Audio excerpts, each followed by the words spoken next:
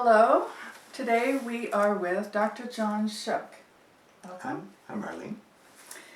John is a PhD in philosophy and has been a professor of philosophy at Oklahoma State University.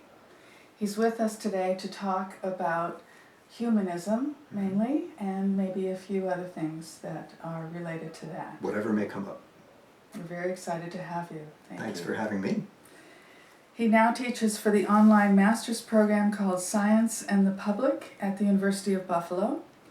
He lives in D.C., where he has worked for secular humanist organizations such as the Center for Inquiry and the American Humanist Association.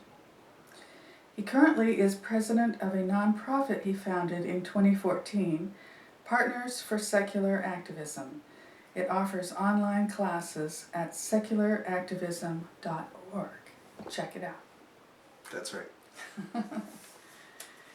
So, we're here today to find out what you can tell us about humanism, but also finding out how that compares to other philosophies, such as other terms and approaches that we have heard about that are related to that, such as naturalism and secularism. What do these words mean? It's a lot of isms. Okay. One of the audiences that will be seeing this will be people that are coming out of a religious past and really don't have much idea of what we're talking about. Or maybe a very wrong idea. Yeah, yeah. And also have been told that these things are bad. Dangerous. Yes, and of the devil. Very dangerous. So, and often are looking for other ideas, other frameworks, other ways of looking at meaning in life that are different from a religious or supernatural point of view, but really don't have much clue about where to start. Sure. So we're talking at a pretty basic level, if that's okay? That's where I always begin. Okay, all right. So how about if you tell us a basic definition of humanism? Sure, I could start there. Humanism is convenient because it can be a belief system if you need one of those. Some people leaving one belief system or worldview won't be comfortable until they find their place within another one. That's for some people. Other people, they left one belief system because it was a belief system. They don't want another one. Well, as we're going to find out, I think humanism is right for those folks too. It's not something with a creed or a dogma. It's not something with priests checking up on you, whether you're believing the right thing or not. In fact, humanism is a common destination place where all sorts of people end up when they simply are interested in making sure that they're living a good life that they can be proud of, that they're living a meaningful life that can make a difference in the world, and they want a sense that when it's all wrapping up, when they're looking at it from the perspective of end of life, that they have been part of something that really mattered and makes a big difference and will continue to make a big difference, that this is something that will go on. And I think humanism satisfies those three criteria. What gets left out? Gods get left out. No gods. Does that mean in order to be a card-carrying humanist you have to firmly say there are no gods? No, you can keep quiet. This is small h, humanism, not big A, atheism. The two get confused. In big A, atheism, when you're asked, do you believe there are any gods?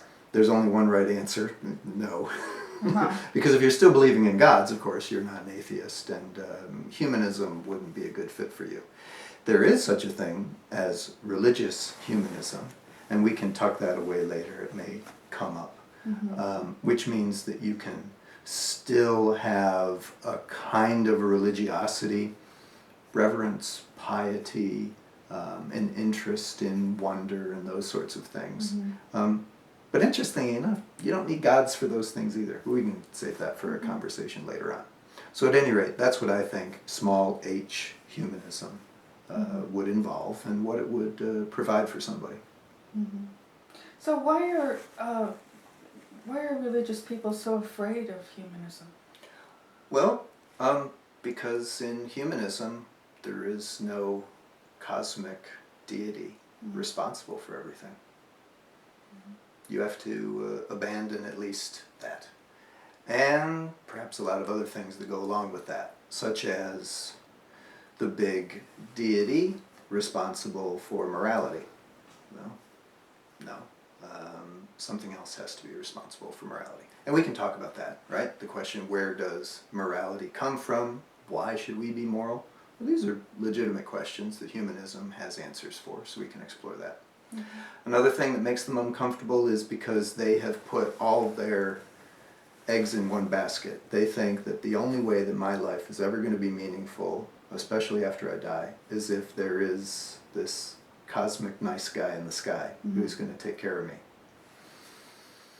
Yeah, that's not going to happen. Right? No immortality. No guarantee that you will go on forever.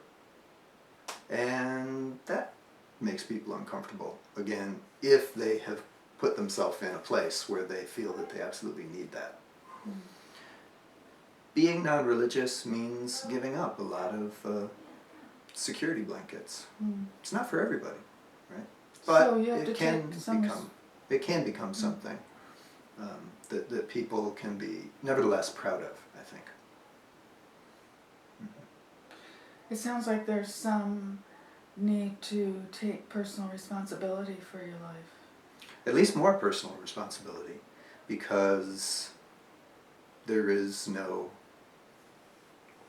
divine benevolent being neatly arranging things so that it all turns out well in the end. Things don't all turn out well in the end. And what does turn out well in the end, in the long run, we have to work for, because in the end it's us. Well, individuals aren't on their own. This is a giant collective project. We have friends and neighbors and communities and countries and civilizations and this thing we call culture that carries on through time. So nobody's in it really alone, unless they make themselves feel alone. But humanism looks to all sorts of kinds of human associations and organizations and really big things going on all at the same time. Now that can make life confusing because there isn't a deity to send down the rules. We have to design our own politics, for example. There won't be divinely appointed kings. There won't be divinely appointed priests. That's in the past, when humanity was still growing up. So, humanism is about becoming an adult, taking as much responsibility as you can and expecting other people to do the same. Are there some other basic tenets of humanism? After that, you tend to get a lot of varieties of humanism. So if you're interested maybe in the history of humanism, you'll find all sorts of sub-varieties. The future of humanism is similarly complicated because, again, humanism is not about having the single right recipe for life, the single best way to organize a community or a country. Because we're on our own, these experiments are up to us. But there's, again, a sense of pride and a sense of purpose. It is up to us to see if we can make the better future than what we have had in the past. Humanism is not the dark view that it's all just going to get worse. Quite the opposite. It can have very optimistic varieties. And I think that humanism also teaches us ways of being responsible. And here again, we're not on our own.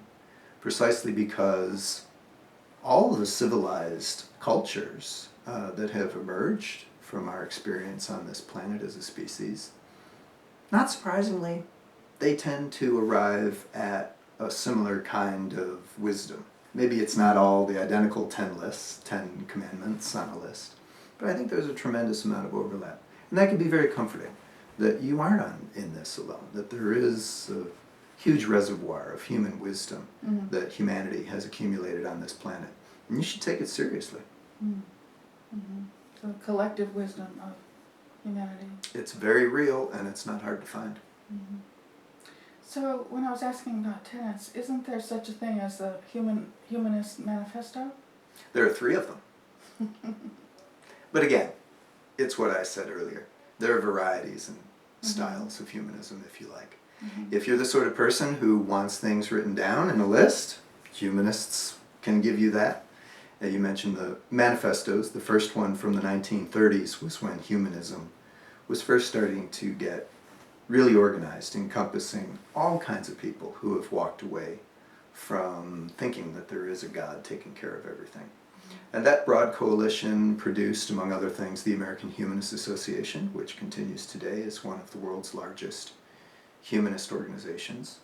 Another that developed after the second Humanist Manifesto in 1973, largely the work of Paul Kurtz, who in 1980 founded what became the Center for Inquiry, another large and internationally very active secular humanist organization. So these manifestos appear after a few decades with updating and revision. They tend to get longer. But they all try to do 2 things. One, they try to explain what it is like to live without a God and live without these divine rules. Where do we get some answers from? And second, they look to the future. What are the big ideals that we can put our hard work into to make the world a better place for everybody? Okay. And so what are some of those ideals? One ideal certainly is the idea of equal rights. Humanism was born in the Renaissance and really gathered steam in the Enlightenment. The idea is that all of humanity has equal moral worth and value, and there should be political institutions that guarantee respect for that equal moral worth. You can call them rights. Other civilizations have different labels, but the concept is the same, that at some point there should be no subservience, no slavery, no poverty, no radical inequalities. And any society is going to have some inequality. But what we don't want is for anybody to fall so low that they're, in some sense, helpless and has no respect or status in society.